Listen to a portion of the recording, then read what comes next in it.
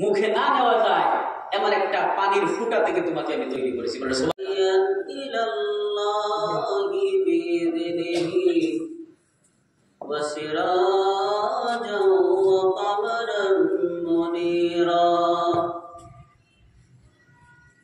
أما بعد فقد قال الله تعالى في كلامه المجيد والفرقان الحميد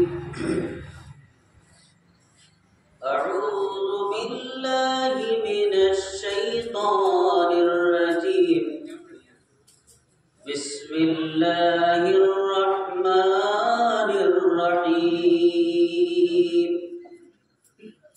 قد أفلح المؤمنون الذين هم في صلاتهم خاشعون قال تعالى إن صلاتي ونسكي ومحياي ومماتي لله رب العالمين وقال رسول الله صلى الله عليه وسلم تسليما كثيرا كثيرا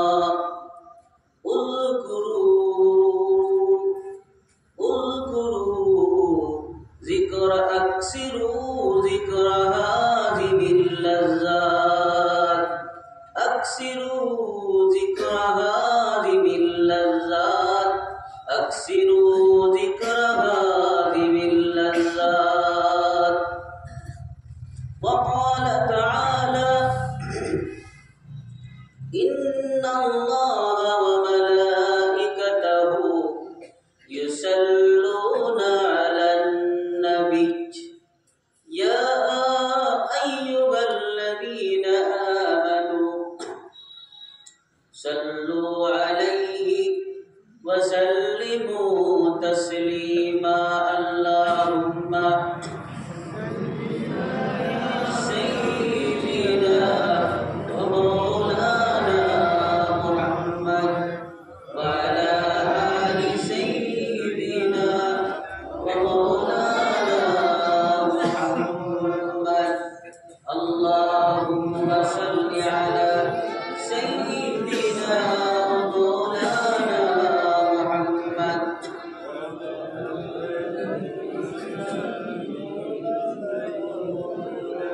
يا صاحب الجمال ويا سيد البشر من وجهك المنير لقد نبل القمر اللهم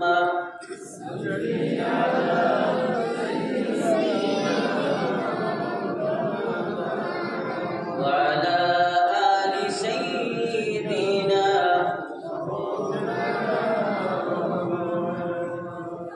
مسجد तो बना दी शब्बर में ईमान की हरारत वालों ने मन अपना पुराना पापी है बरसों में नमाजी बन न सका अल्लाहुम्मा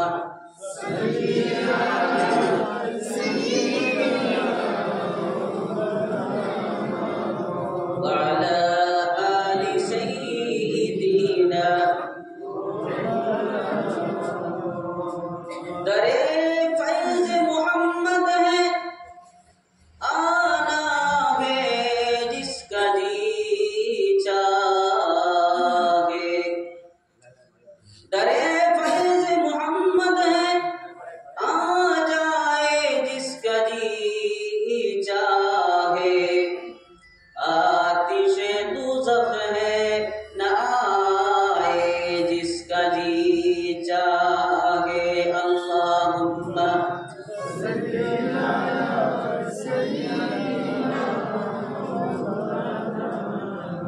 वअला आलि सय्यिदिना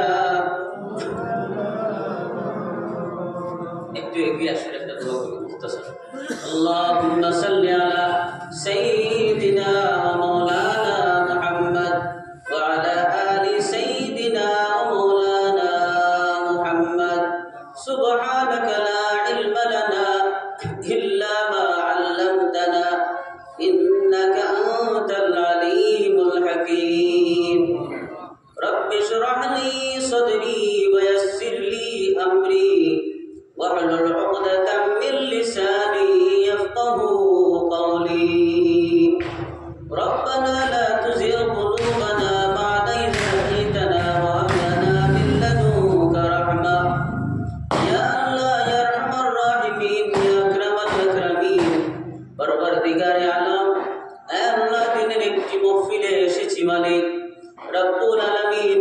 এখানে আল্লাহ মুরব্বীরা বসে আছেন, যুবকেরা বসে আছেন, ছোট ছোট কচি কচি বাচ্চারা বসে আছেন। আল্লাহ আল্লাহ এলাকার মানুষেরা তোমার রাজামন্দির কারণে একটি সভার আয়োজন করেছেন। রব্বুল আলামিন এই সভাকে তুমি মেহেরবানি করে কবুল মঞ্জুর করে নাও। আল্লাহ ইয়া আরহামার রাহিমিন, এখানে যারা বসে আছেন আল্লাহ ইখলাসের সহিত আমলের নিয়তে আল্লাহ উলামাদের কথাগুলো শোনার তুমি তৌফিক দান করো। আল্লাহ আল্লাহ আমরা যারা কথা বলি আল্লাহ মেহেরবানি করে আমাদেরকে তৌফিক দান করো। কোরআন থেকে বলার তৌফিক দাও, হাদিস থেকে বলার তৌফিক দাও। আল্লাহ যা কিছু বলি বলার আগে তুমি আমলের তৌফিক দিও। আল্লাহ আল্লাহ কথাগুলো যাতে কোরআন থেকে হয়, হাদিস থেকে হয়। আল্লাহ রাব্বুল আলামিন আয়োজকদেরকে তুমি মাফ করে দাও। আল্লাহ আল্লাহ সবার ওসিলায় এলাকার মুর্দেগানদেরকে তুমি মাফ করে দাও। আল্লাহ ربنا تقبل منا إنك أنت السميع العليم وتب علينا يا مولانا إنك أنت التواب الرحيم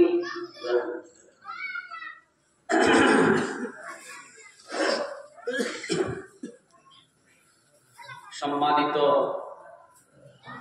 আজকের এই সভার সভাপতি সাহেব,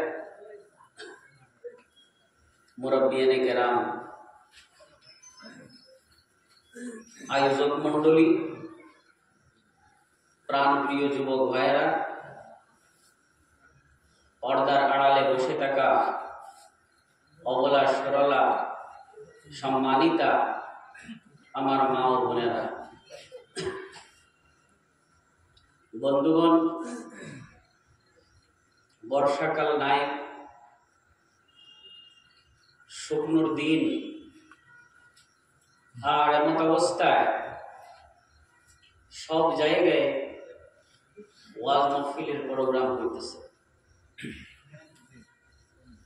মসজিদেও হইতেছে, ঈদগাহেও হইতেছে, আরো বিভিন্ন জায়গায় ওয়াজের মাহফিলের আয়োজন মুরব্বীরা, যুবকেরা, এলাকার মানুষেরা করতেছে। ওয়াজ করানোর পিছনে একটি মহৎ উদ্দেশ্য রয়েছে। এই উদ্দেশ্য নিয়ে এত কষ্ট, এত প্রচেষ্টা। কারণ বড় বড় মাদ্রাসায় যখন সভা হয়, কয়েকদিন পর থেকে শুরু হবে বুখারী শরীফের সভাগুলো বা বাৎসরিক সভা।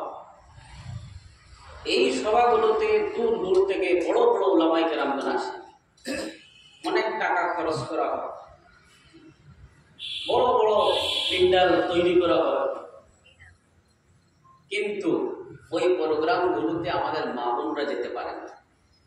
পারে পারে তাদের কি দিন শোনার হক নাই? ওলামাদের কথা শোনার এই হকটা তাদের কি ভাগ্যে নেই? দিন শুধু আমাদের জন্য না, এই দিন সবার জন্য। যেমন এই কোরআন হাদিসের কথাগুলো শোনা এবং আমল করা আপনি আমি পুরুষদের জন্য প্রয়োজন, তেমনি আমাদের মা বোনদের জন্য প্রয়োজন। কিন্তু তারা যেতে পারে না, তাদের জন্য সুন্দর সুষ্ঠু ব্যবস্থা থাকে না, আমরা করতে পারি। তাই গ্রামে গঞ্জে ওয়াজ করানো হয়। আর এই গ্রামের ওয়াজের মুখ্য উদ্দেশ্য হলো মা বোনদেরকে ওয়াজ শোনানো। কথা ঠিক না বেটি? হ্যাঁ, যাতে তারা দিনের কথাগুলো শুনতে পারে, কোরআনের কথা, হাদিসের কথা, রাসূলুল্লাহর হিস্ট্রি, সাহাবাদের জীবন আদর্শ এবং কোরআন এবং হাদিসে তাদের জন্য কি রয়েছে, নিজের এই জীবনটাকে কিভাবে কোরআন হাদিসের মোতাবিক বানাইয়া এই পৃথিবী থেকে যাইতে পারে, এই ব্যবস্থাপনার জন্য গ্রামে গঞ্জে ওয়াজের আয়োজন করা হয়। কিন্তু আক্ষেপের বিষয়, দুঃখের সাথে বলতে হয়, ওয়াজ তো হয় গ্রামে মামুনদের জন্য, পিসি মাসির জন্য, তো তারা ওয়াজ শোনে না, তারা ওয়াজ শোনে না। ও আমার মা, বৎসরে একটিবার ওয়াজ, সারা আয়োজন তোমার জন্য। কারণ পুরুষেরা তো বাইক নিয়ে, গাড়ি নিয়ে বাসকান দিতে চলে যাবে, হ্যাঁ, জয়নগর মাদ্রাসার পিন্ডারের ভিতরে চলে যাবে, জালালিয়া মাদ্রাসার পিন্ডারের ভিতরে চলে যাবে, বড় বড় ওলামায়েদের কেরামদের সম্মুখে বসবে এবং দোয়া করবে, দিনের আলোচনা শুনবে। তোমরা তো পারবে না, তোমাদের ব্যবস্থা থাকে না। নাজায়েজ হারামের কথা বলতেছি না, ব্যবস্থা থাকে না যেভাবে কোরআন এবং হাদিস বলে। গ্রামে ওয়াজ হইল তোমার জন্য, আর তুমি অন্য আরেকজনের তাবেদারিতে এই রাতটা কাটিয়ে দিলে। কথা ঠিক না বেটি? হ্যাঁ, মহিলাদের জন্য, মা বোনের জন্য ওয়াজের প্রোগ্রাম, আর একটাই মাত্র সুযোগ দিনের কথা শোনা। এখন সারা রাত ওই আত্মীয় সেই আত্মীয়, এখান থেকে সেখান থেকে সবাই এসে ওর জন্য কি রান্না করবে, ওকে কি দিয়ে খুশ করবে, আর আশপাশের আরো পিসি মাসিরাও, হ্যাঁ, আত্মীয় স্বজন তারাও এসে গেল। সারা বৎসরের গল্প একত্রিত করে শুরু হয়ে গেল। আমাকে আজকে খুব গালি দিবে, দাও, অসুবিধা নাই। আমার মা বোনেরা, আপনারা ঠিক না হলে আমরা যতই ঠিক থাকি, যতই নামাজ পড়ি, যতই রোজা রাখি, আমাদের ঘর ঠিক থাকবে না। কথা ঠিক না বেটি? আমাদের ছেলে মেয়ে ঠিক হবে না, আর আমাদের ছেলে মেয়ের ভিতরে আমরা দিন ঢুকাতে পারবো না যদি হরম শরীফের ইমাম দিয়েও বুঝাই, হরম শরীফের ইমামের কাছেও যদি বয়াত করাইয়া দেই ছেলে মেয়েদেরকে, তাদের ভিতরে দিন ঢুকবে না যতক্ষণ পর্যন্ত মা তুমি দিনদার হবে, যতক্ষণ পর্যন্ত আমার বোন তুমি নামাজি হবে না, যতক্ষণ পর্যন্ত আমার পিসি এবং মাসি তুমি পর্দা বেশি হবে। কথা ঠিক না বেটি? কারণ বাচ্চা যখন দুধ পান করে, ন্যাচারাল জ্ঞানী যারা, মানুষের শরীর নিয়ে, অঙ্গ নিয়ে, মানুষের নেচার নিয়ে যারা গবেষণা করে, প্রমাণিত, যখন একটা শিশু তার মায়ের দুধ পান করে, শুধু দুধ পান করে না, শিশু যখন মায়ের দুগ্ধ পান করে, শুধু দুগ্ধ পান করে না, মায়ের কালচার, মায়ের আদর্শ, মায়ের জীবন, মায়ের ভাষা, মায়ের সংস্কৃতি সব একসাথে ভিতরে নিয়ে যায়।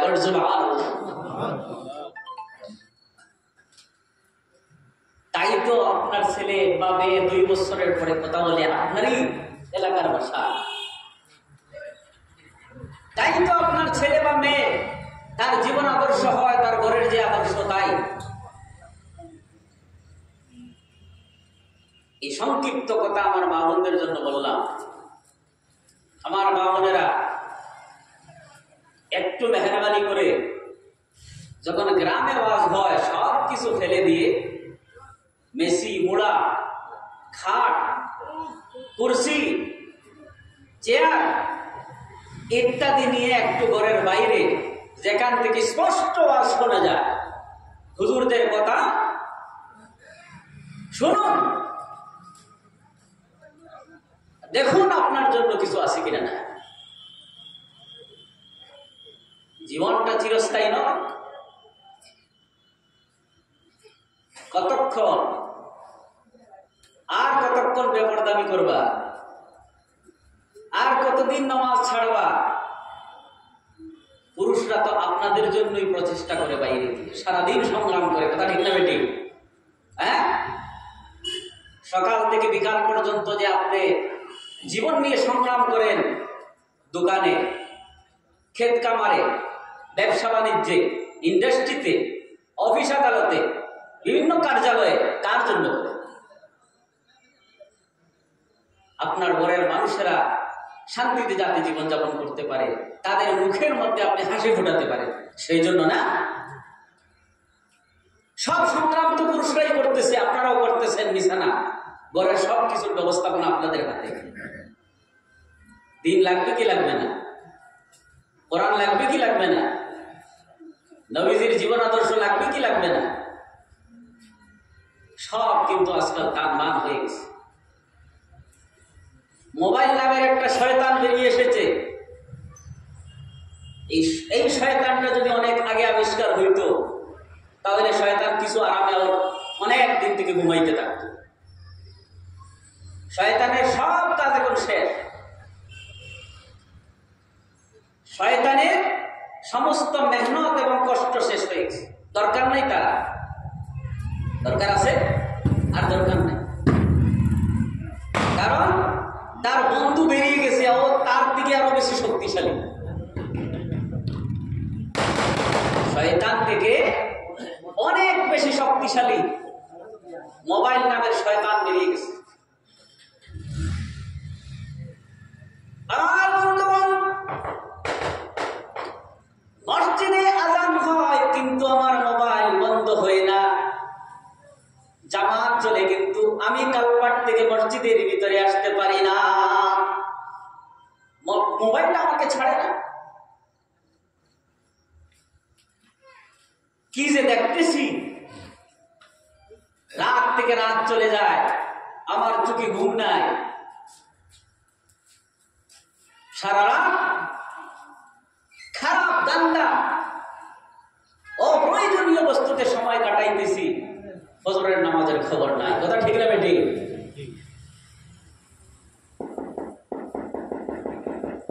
আমার বন্ধুগণ, একদিন এই পৃথিবী ধ্বংস হয়ে যাবে, একদিন আপনার জীবন শেষ হয়ে যাবে।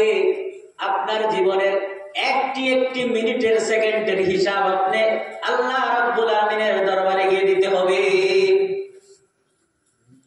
আল্লাহ রাব্বুল আমিন বলেন, আমার সাথে সবাই পড়বেন, আউযু বিল্লাহি মিনাশ শাইতানির রাজীম, বিসমিল্লাহির রাহমানির রাহিম, খালাকাল মাউতা ওয়াল হায়াতা লিয়াবলুয়াকুম আইয়ুকুম আহসানু আমালা।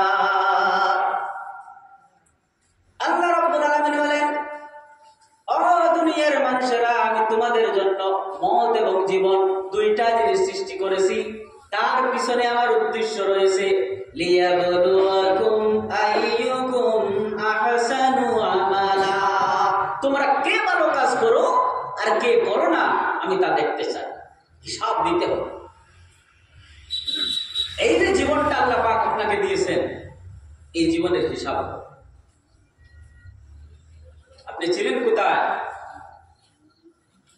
আপনি এই জায়গায় ছিলেন যেখানে আপনার কোনো অস্তিত্ব ছিল না। আপনি কিছুই ছিলেন না, তা থেকে আল্লাহ পাক আপনাকে বানিয়ে একটা মানুষ হিসেবে সৃষ্টি করেছেন।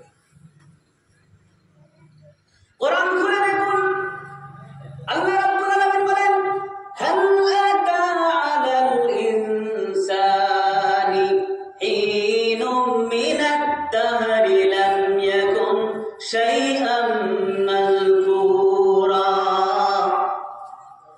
ও দুনিয়ার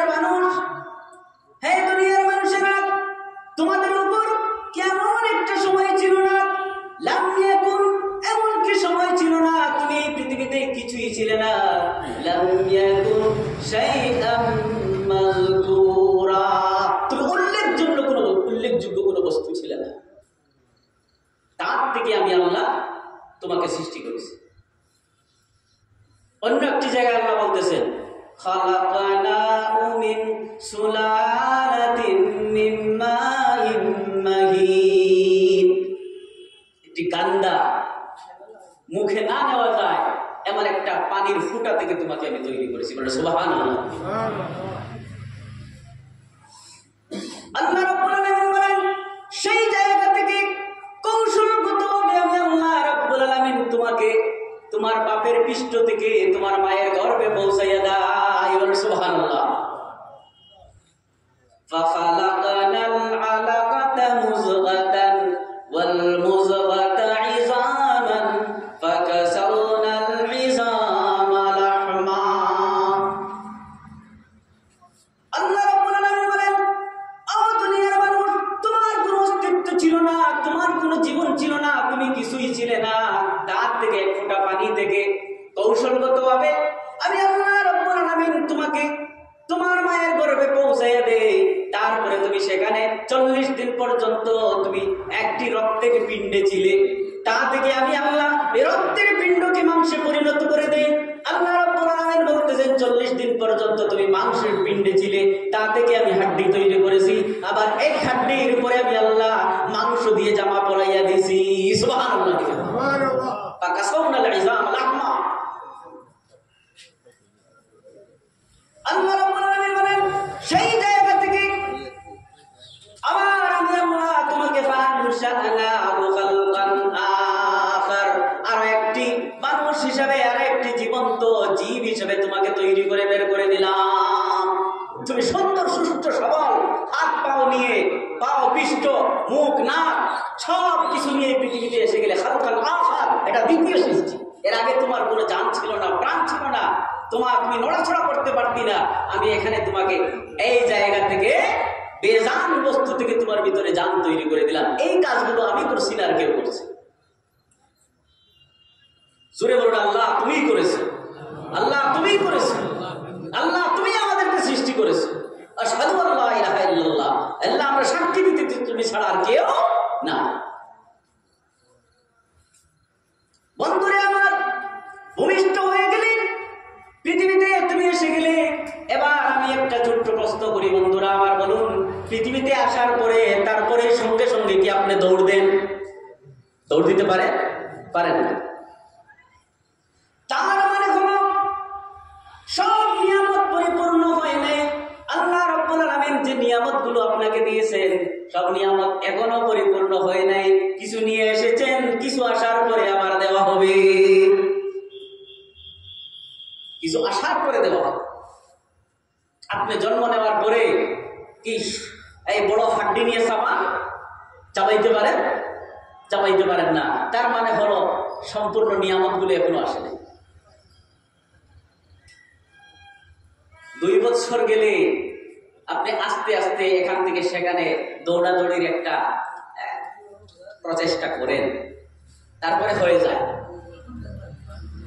নিয়ামতটা পূর্ণ হয়ে গেল। আপনি যখন দৌড় দিতেছেন তার মানে হলো আপনার শরীরের শক্তি অসম্পূর্ণ ছিল, আল্লাহ সেই শক্তি দিয়ে দিলেন। সুবহানাল্লাহ। আর কয়েকদিন গেল, তারপরে আপনি চাবাইতেও পারেন, শক্ত কিছু দিলে খাইতেও পারেন। তার মানে দাঁত নামের নিয়ামত আল্লাহ যেটা বাকি রয়েছিল তাও পরিপূর্ণ করে দিয়েছে। সুবহানাল্লাহ। আমার বন্ধুগণ, এখনো আপনি অনেক কিছু বুঝেন না, না বোঝার কারণে এখনো পর্যন্ত শরীয়তের আইন আপনার উপরে আসে নাই। কারণ এখন আপনি অবুঝ, না বুঝ। আপনি কিছু ভুল করে নিলে মানুষ বলে ছোট, এখনো বুঝে নেই। আল্লাহ রাব্বুল আলামিন বলেন তা আমিও বুঝি যে তুমি এখনো বুঝো নাই, তাই শরীয়তের আইন এখনো তোমার উপরে লাগু হবে। আমার বন্ধুগণ, কয়েক বছর গেল, 15 থেকে 16 বছরের যুবক হিসেবে আপনি তৈরি হয়ে গেলেন, সমস্ত শরীর সম্পূর্ণ, শক্তি সম্পূর্ণ। এখন বারে এখানে লাফালাফি, আর মানে সারা পৃথিবীটাই আমার। এই তোমাকে নাই থেকে তোমাকে এতটুকু পর্যন্ত কে পৌঁছাইবে? ও আমার বন্ধু, এখন যে তুমি সম্পূর্ণ শক্তিশালী একটা মানুষ, বাইক দিয়ে দৌড়াদৌড়ি করতেছো, সাইকেল নিয়ে দৌড়াদৌড়ি করতেছো, একটা কথা কেউ না বলে নাক ফাটাইয়া দিন, এই শক্তিটা কোথায় থেকে আসে? আল্লাহ রাব্বুল আলামিন বলতেছে এখানেই তোমার উপরে শরীয়ত এসেছে। সুবহানাল্লাহ। এখানেই তোমার উপরে শরীয়ত এসেছে, তোমার দিমাগ এবং সবল হয়ে গেছে, তুমি পরিপূর্ণ হয়ে গেছো, তোমার হাত পা সবগুলিতে শক্তি এসে গেছে। এখন তুমি আল্লাহকে স্মরণ করতে হবে, 5 ওয়াক্তের নামাজ তোমাকে পড়তে হবে, টাকা পয়সা থাকলে শরীয়তের নিয়ম মাফিক তোমাকে যাকাত দিতে হবে, তুমি যদি মেয়ে হও তুমি পর্দা করতে হবে, পুরুষ যদি হও তোমাকেও পর্দা করতে হবে। বলবে হুজুর পুরুষের পর্দার কথা বলতেছেন, আছে আছে 2 দিকে। ওর শরীরটা দেখে যাবে, ওর কর্তব্য, তুমি তোমার চক্ষুটা নিচে রাখবে, এটা তোমার কর্তব্য। কথা বুঝে আসতেছে? তুমি তোমার চক্ষুটা নিচে রাখবে, অযথা সেদিকে এদিকে সেদিকে তাকাবে না, এটা তোমার কর্তব্য, তোমার উপরে ফরজ। তোমার এই চক্ষুটাকে আল্লাহর শরীয়ত মতো ব্যবহার করতে হবে, এটা তোমার উপরে ফরজ। যেগুলো দেখা জায়েজ সেগুলো তুমি দেখতে পারবে, আর যেগুলো দেখা জায়েজ নয় সেগুলো তুমি দেখতে পারবে।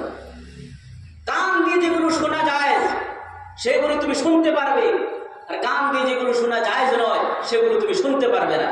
এগুলো আল্লাহর আইন। সকাল থেকে বিকাল পর্যন্ত মানুষ যা কিছু শুনে, আমার যুবকেরা বিশেষভাবে জায়েজ বস্তুগুলো শুনে। একটা দিনও কোনো ইমাম সাহেবকে জিজ্ঞেস করে নাই যে আল্লাহ পাক আমাকে কান দিয়েছে এত বড় নিয়ামত, এই কান দিয়ে আমি কি শুনবো আর কি শুনবো না, হুজুর একটু বুঝাইয়া মাসলা দেন না।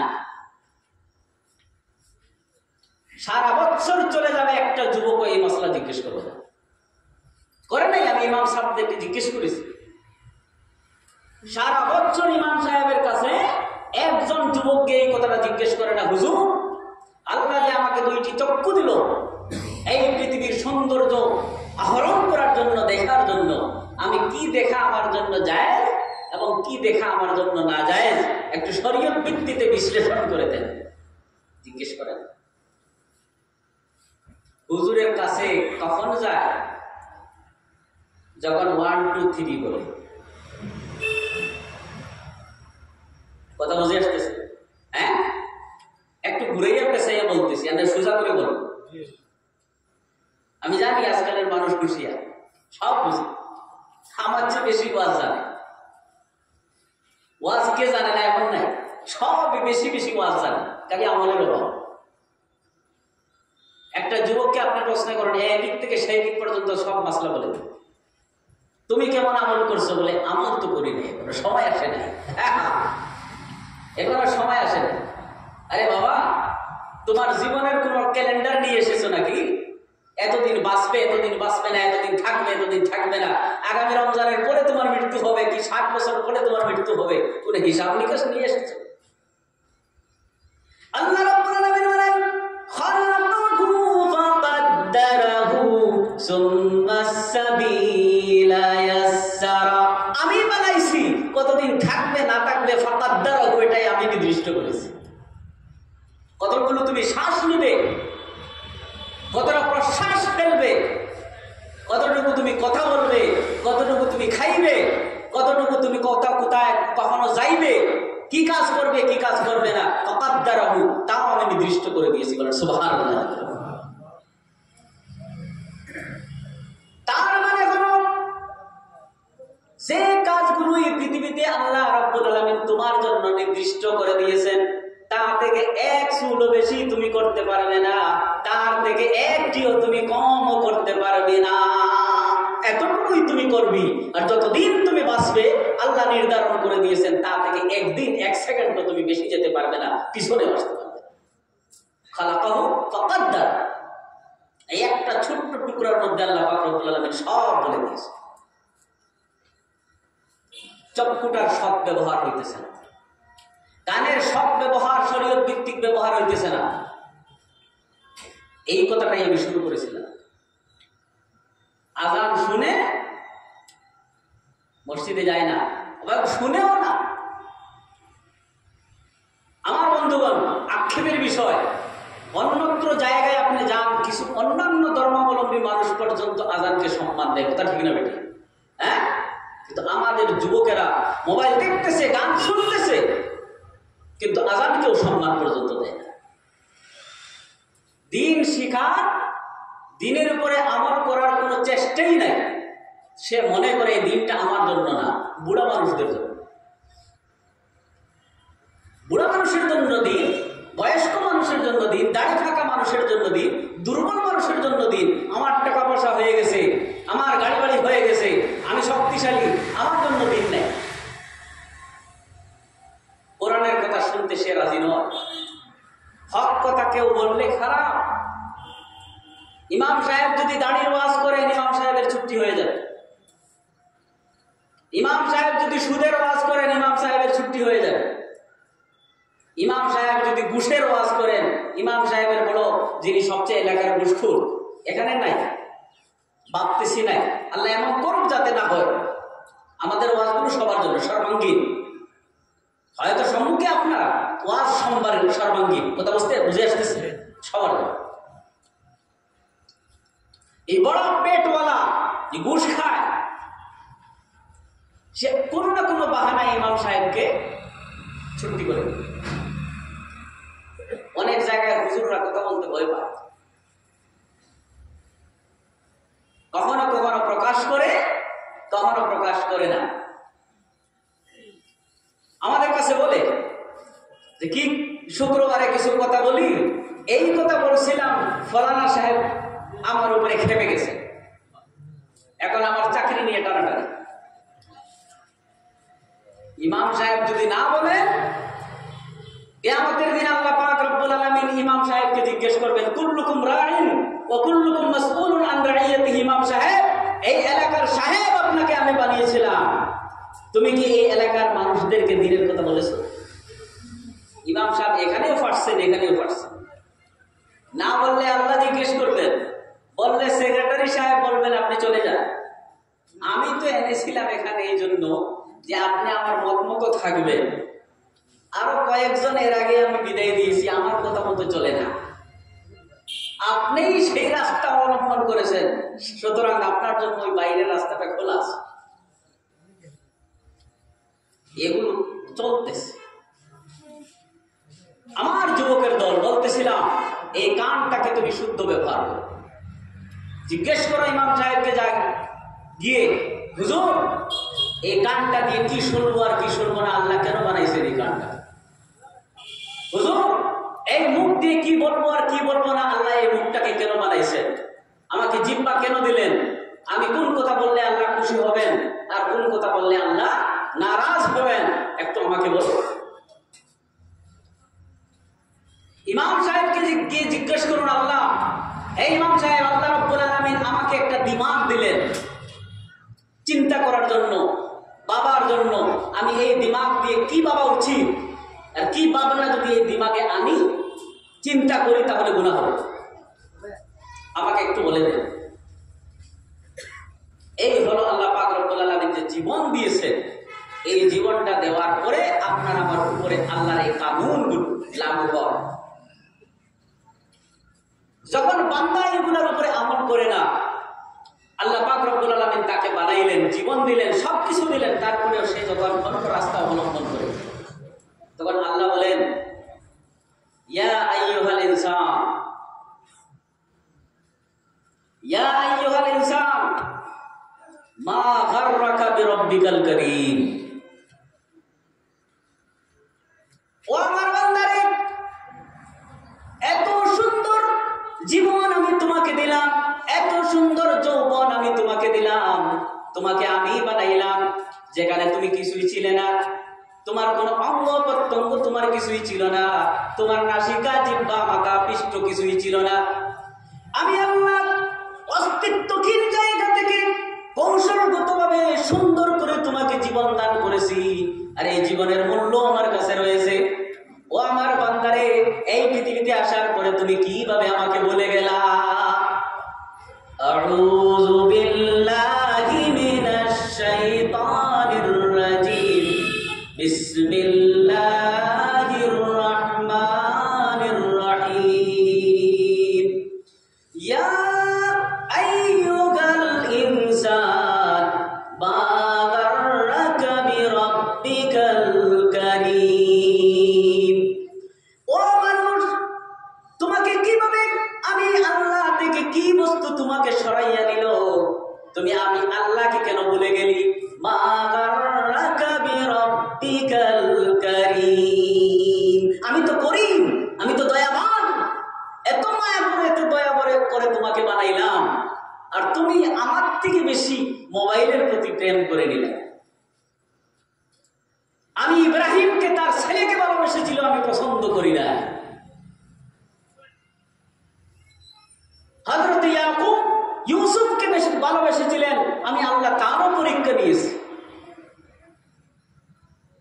আইয়ুব সম্পদের মালিক ছিলেন, আমি আল্লাহ তারও পরীক্ষা নিয়েছি আর বুঝিয়ে দিয়েছি আমাকেই প্রাধান্য দিতে হবে। সুবহানাল্লাহ।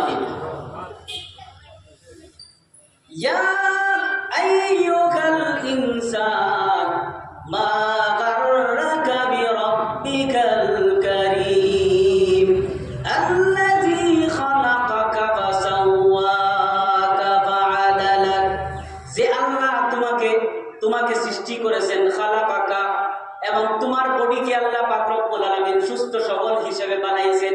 যে জায়গায় নাক টাকার কথা সেই জায়গায় নাক দিয়েছেন, যেখানে কপাল টাকার জায়গা সেখানে কপাল দিয়েছেন, যেখানে পাও থাকবে সেখানে পাও দিয়েছেন, যেখানে হাত থাকবে সেখানে হাত দিয়েছেন। উল্টা পাল্টা করেন না, যাতে তোমার বডির সৌন্দর্য বাকি থাকে। ফাআদালা, এক একটি কথার ব্যাখ্যা। ফাআদালা এই শব্দটা যা বলে তাই বলতেছে। আল্লাহ রাব্বুল আলামিন যদি চাইতেন, ও বান্দা, আল্লাহ রাব্বুল আলামিন যদি চাইতেন হাতির মতো তোমার নাকটা লম্বা বানাইতে পারতেন। আল্লাহ যদি চাইতেন তোমার কানটা সেই জায়গায় না দিয়ে তোমার কপালে বসাইতে পারতেন। আল্লাহ বলতেছেন ফাআদালা, যেখানে থাকা উচিত সেখানে দিস। এত সুন্দরভাবে তোমাকে বানাইলাম বন্ধুরে, কেন বানাইলাম? কেন তুমি আমি আল্লাহকে ভুলে গেলে? আল্লাহ রাব্বুল আলামিন বলেন ওয়া মা খালাকাতুল জিন্না ওয়াল ইনসা ইল্লা লিয়াবুদুন। আল্লাহ রাব্বুল আলামিন বলেন, ও দুনিয়ার মানুষ, সূর্য চন্দ্র নক্ষত্র থেকে বড় বড় প্রবাহিত সমুদ্র এবং পাহাড়, চন্দ্র নক্ষত্রগুলো, এই আকাশ এবং বাতাস, দিন এবং রাত, দিন রাতের পরিবর্তন, সবকিছু আমি আল্লাহ তোমার জন্য সৃষ্টি করেছি। কিন্তু তোমাকে আমি সৃষ্টি করেছি আমার ইবাদতের জন্য। সুবহানাল্লাহ। ওয়া খালাকতুল জিন্না ওয়াল ইনসা ইল্লা লিয়াবুদুন। সাহেবে জালালাইন বলতেছেন তার তাফসীরের মধ্যে ইল্লা লিয়ারিফুন, যাতে তুমি আমাকে চিনতে পারো। ইল্লা লিয়ারিফুন, বান্দারে, সব কিছু আমি তোমার জন্য বানাইছি আর তোমাকে আমার জন্য বানাইছি। ইমাম সাহেব প্রতি শুক্রবারে, আজকেও শুক্রবার, খুতবাতে একটা হাদিস পড়েন, আপনারা অবশ্যই শুনেন। খুতবার মধ্যে হাদিসটা টুকরা হলো ইন্নামা দুনিয়া খুলিকাত লাকুম ওয়া ইন্নাকুম খুলিকতুম লিল আখিরাহ। এই হাদিসের ব্যাখ্যা এখন দিলাম। ইন্নামা দুনিয়া খুলিকাত লাকুম, চন্দ্র সূর্য, আকাশ বাতাস, বায়ু, রাত দিনের পরিবর্তন, বড় বড় পাহাড়, প্রবাহিত সমুদ্র, নদ নদী, সব কিছু আল্লাহ বলতেছেন খুলিকাত লাকুম, তোমাদের জন্য সৃষ্টি করা হয়েছে। খালাকাশ শামসা ওয়াল কামার, চন্দ্র এবং সূর্য সৃষ্টি করেছি। ওয়া সাখখারা লাকুম, এবং তোমাদের কাজে লাগিয়েছি, তোমাদের খিদমতে লাগিয়ে দিয়েছি। সাখখারা লাকুম। ওয়াল ফুলকা তাজরি ফিল বাহরি, বড় বড় সমুদ্রের মধ্যে বড় বড় জাহাজগুলো চলে। আল্লাহ রাব্বুল আলামিন বলেন এই জাহাজটাকে পানির উপরে আটকায়া আমি আল্লাহ তোমাদের জন্য রেখেছি। সুবহানাল্লাহ। জাহাজগুলো পানির উপরে আটকাই আগে রাখছে।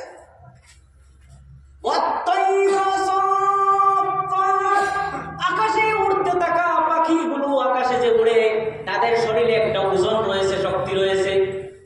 আল্লাহ রাব্বুল আলামিন বলেন, আমি চাইলে তাকে মাটিতে ফেলে দিতে পারতাম। তোমাকে উড়াইতেছি আকাশের মধ্যে, আকাশ এবং জমিনের মাঝখানে, আর এই চরিন পরিণদেরকেও আমি উড়াইতেছি। এগুলো, এই সৌন্দর্যটা পৃথিবীর তোমাদের জন্য সৃষ্টি করেছে। ইন্নামাদ দুনিয়া খুলিকাত লাকুম, কিন্তু তোমরা কি জন্য? ওয়া ইন্নাকুম খুলিকতুম লিল আখিরাহ, তোমরা আখিরাতের জন্য তোমাদের সৃষ্টি।